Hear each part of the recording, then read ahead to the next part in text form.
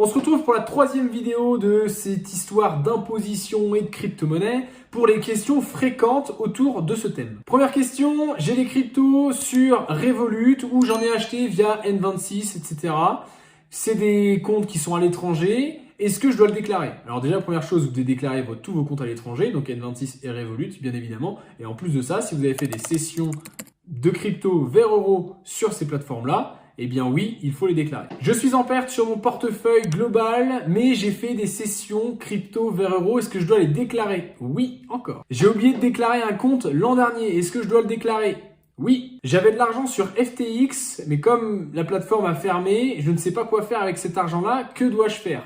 Eh bien là, c'est un cas particulier. L'idée, c'est que comme FTX aujourd'hui, c'est pas complètement tranché, il faut sortir la part de ce qu'il y avait sur FTX, du calcul notamment global par rapport au portefeuille pour faire justement le calcul des plus-values et des déclarations. Admettons, j'ai pas envie de tout déclarer, comment le fisc peut me retrouver? Première chose, en France, la délation fonctionne très très bien, c'est-à-dire que votre voisin, si elle se trouve, il vous aime pas trop et il va dire aux impôts, allez le surveiller celui-là, j'ai l'impression qu'il fait des choses pas très très bien. Et là, ça commence à gratter et ça devient compliqué pour vous. Et l'autre cas le plus répandu pour les contrôles, c'est tout simplement qu'il y a des incohérences dans votre déclaration avec vos revenus, peut-être votre patrimoine et peut-être ce que vous allez déclarer en crypto. Quelles sanctions j'encours si je ne déclare pas mes cryptos? Alors c'est 10% supplémentaire par rapport à ce que vous aurez déclaré si c'est un simple oubli.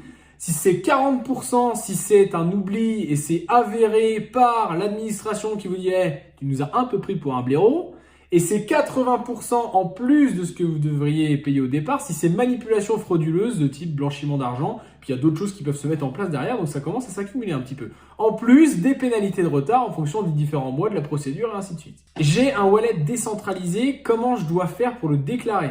Aujourd'hui, c'est une situation compliquée, il n'y a pas vraiment de solution en 2023 pour pouvoir le faire. J'ai converti des cryptos en euros sur la plateforme, Binance par exemple, mais je ne les ai pas retirés vers mon compte bancaire. Est-ce que je dois le déclarer? Réponse oui, puisque c'est une session crypto vers euros. Je mets de la crypto, stablecoin par exemple, sur ma carte Binance pour aller faire mon plein d'essence tous les mois.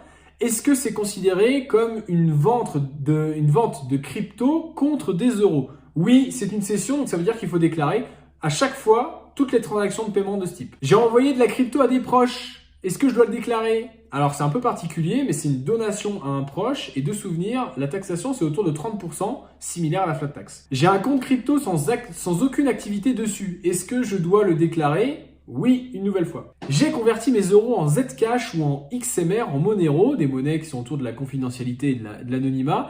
Est-ce que le fisc peut me retrouver? La réponse est oui, si vous êtes sur une plateforme avec votre identité de prouver dessus, ce qu'on appelle la procédure KYC, Know Your Customers.